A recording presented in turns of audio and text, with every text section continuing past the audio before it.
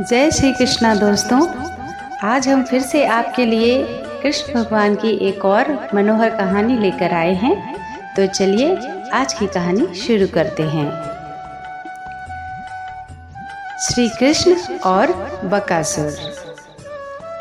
एक दिन श्री कृष्ण अपने गोपियों के साथ वृंदावन में खेल रहे थे।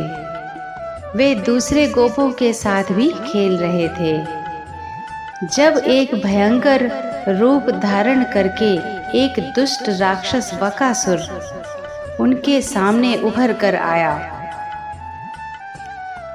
मथुरा के राजा कंस के अत्याचारों से मथुरावासी बहुत परेशान थे। कंस बहुत शक्तिशाली था। उसके पास कई खतरनाक राक्षस थे। इन राक्षसों में एक सबसे खतरनाक राक्षस था बकासुर। बगुले का रूप धारण करने के ही कारण उसे बकासुर का कहा गया। बकासुर एक मायावी राक्षस था जिसे पराजित करना नामुमकिन था। भविष्यवाणी के अनुसार मथुरा के राजा कंस को प्रतीत होने लगा था कि नंद का पुत्र ही देवकी के गर्भ से जन्मा 8वां बालक है जो उसका वध करेगा। इस कारण वह कृष्ण को मारने के लिए कोई न कोई षड्यंत्र रचता रहता था।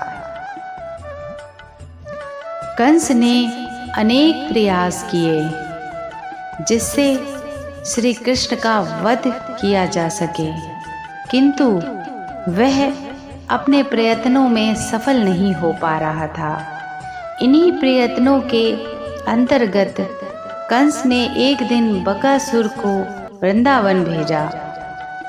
श्री कृष्ण को मारने के लिए बकासुर ने एक बगुले का रूप धारण किया और जहाँ श्री कृष्ण अपने साथियों के साथ गायों को चरा रहे थे वहीं पर पहुंच गया। दोपहर के पश्चात का समय था। श्री कृष्ण दोपहर का भोजन करने के पश्चात एक वृक्ष की छाया में आराम कर रहे थे। सामने गायें चर रही थीं।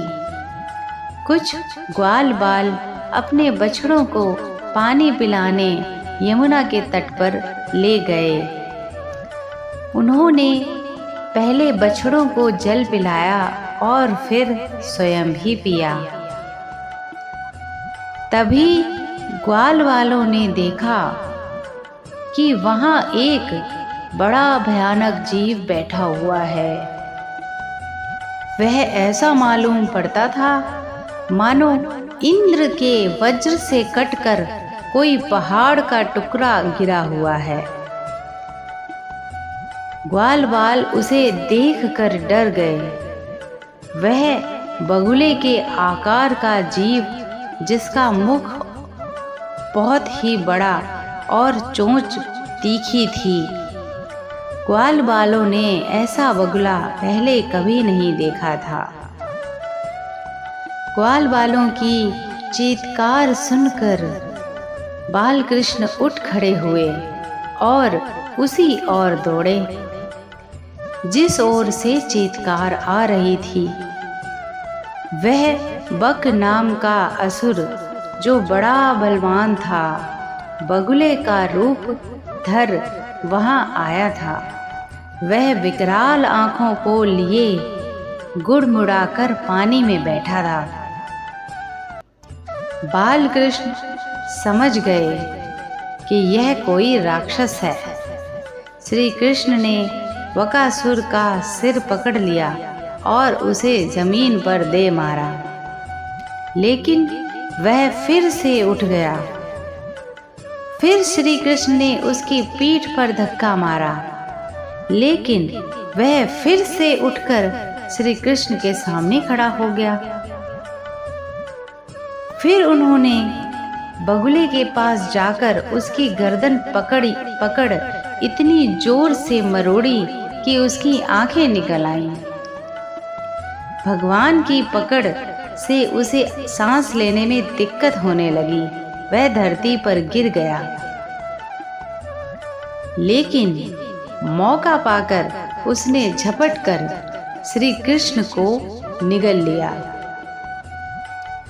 जब बालकों ने देखा कि वह बड़ा भारी बगुला श्री कृष्ण को निगल गया है, तब उनकी वही गति हुई जो प्राण निकल जाने पर इंद्रियों की होती है। वे अचेत हो गए। कुछ परेशान होकर घरों की तरफ चिल्लाते हुए भागने लगे। और दोस्तों, आप तो जानते ही हैं, श्री कृष्ण लीला से ही बाल गोपाल बने हुए हैं, वरना वे तो लोक पितामह ब्रह्मा के भी पिता हैं। जब वे बगुले के तालू के नीचे पहुँचे तो इतनी गर्मी पैदा कर दी कि उसका तालू आग के समान जलने लगा। एक बार फिर बगुला परेशान हो गया, अतः उस दैत्य ने अपना मुख खोलकर श्री कृष्ण के शरीर पर बिना किसी प्रकार का घाव किए ही उन्हें झटपट उगल दिया। श्री कृष्ण के बाहर आने के बाद वह दैत्य बड़े क्रोध से अपनी कठोर चोंच से उन पर प्रहार करने के लिए टूट पड़ा।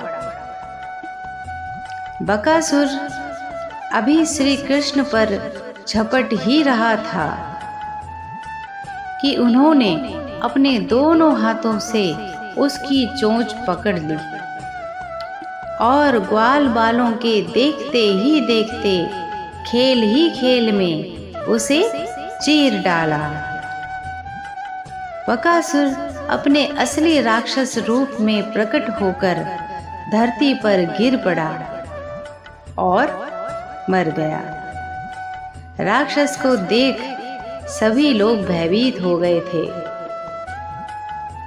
तो इस प्रकार भगवान श्री कृष्ण ने बकासुर का वध किया। राक्षस के मरते ही सभी लोग प्रसन्न हो गए और भगवान श्री कृष्ण को गोद में उठा लिया और मस्ती में गाने लगे। क्या? हाथी घोड़ा पाल की जय कन्हैया लाल की, हाथी घोड़ा पाल की जय कन्हैया लाल की। जय श्री कृष्णा। दोस्तों, आज की कहानी कैसी लगी है मुझे कमेंट करके ज़रूर बताएं। वीडियो अगर अच्छी लगी हो तो लाइक और शेयर ज़रूर करें और सबसे इम्पॉर्टेंट चीज़, मेरे चैनल को सब्सक्राइब करना ना भूलें। मिलते हैं एक नई वीडियो में नई कहानी के साथ। तब तक अपना ध्यान रखें। नमस्कार। जय श्री कृष्णा दोस्तों।